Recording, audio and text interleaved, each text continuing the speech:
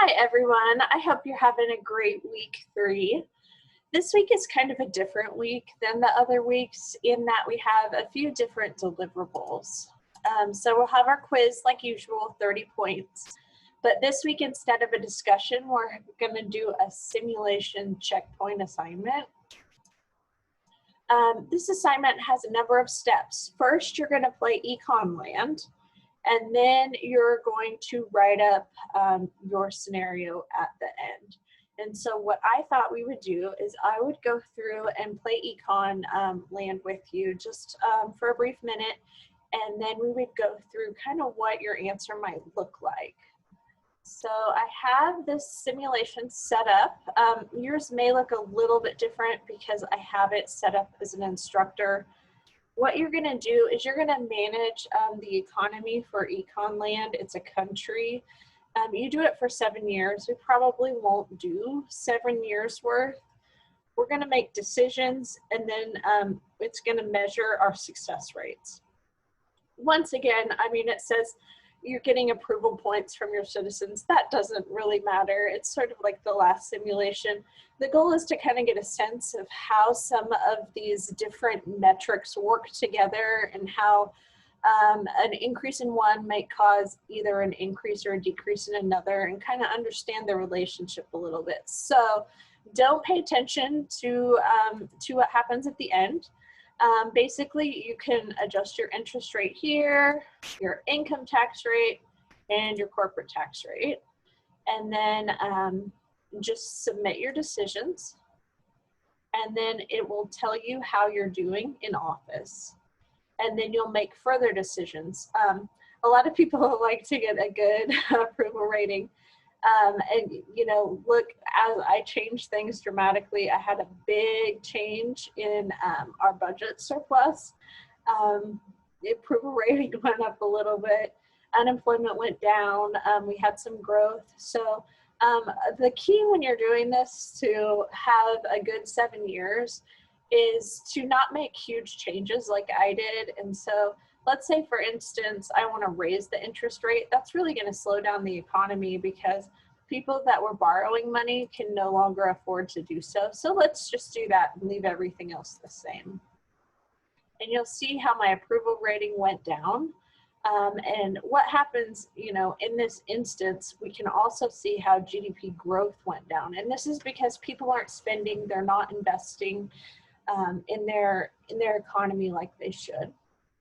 And you can keep going through for each year. You can play it as many times as you wish. At the end, you will submit your results. And your results you can submit are something like this. Remember how I showed you? You know, this is what an example of what happens through the end of the 7 years. And you can kind of see what changes cause different things. You'll also want to make sure you can copy and paste out this table 3. It has it in more of a data form and a table rather than this pretty graph. I think what they really want to see in our final project, because you're going to include these results in the final project as well, is this table right here. So be sure to copy and paste that one out. You can really use either one for this assignment though. Here's the rubric. It talks about a simulation image. Once again, you can do either one that's chosen. Then you're going to look at macroeconomic indicators and interest rates. Following, you'll want to make sure you use correct spelling and grammar, and anytime you use citations or references, you want to put those in APA format. Every reference should have an in-text citation. Here are the questions you have to answer after that simulation image. During the simulation, you made decisions concerning government spending. Discuss the impact on macroeconomic indicators such as GDP and unemployment.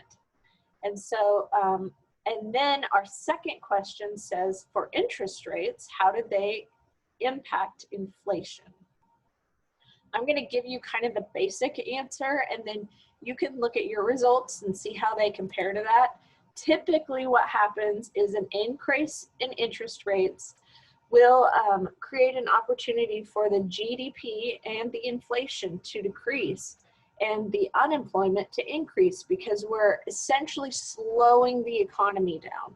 Because anytime we have more money in interest rates, we cannot afford to borrow as much. So we spend less, we have less to, invest in things. As a business, we're going to be less likely to hire. That's why unemployment's going to increase. Conversely, if we have a decrease in the interest rate, kind of the opposite's going to occur. The GDP and the inflation will increase, and the unemployment will decrease. Moving to the second part of the assignment, where it talked about our interest rates a little further, we're going to look at government spending and how that can impact things. An increase in government spending can cause an increase in inflation, GDP, and reduce unemployment. There are times when this is not the case. It kind of depends on a few external factors, what else is going on. This is not always, but typically that's what we think of. So when you're thinking about your answer, it should fall into these terms somewhat.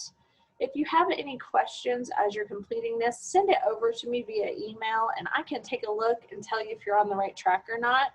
I hope you have a great week. Have a nice day.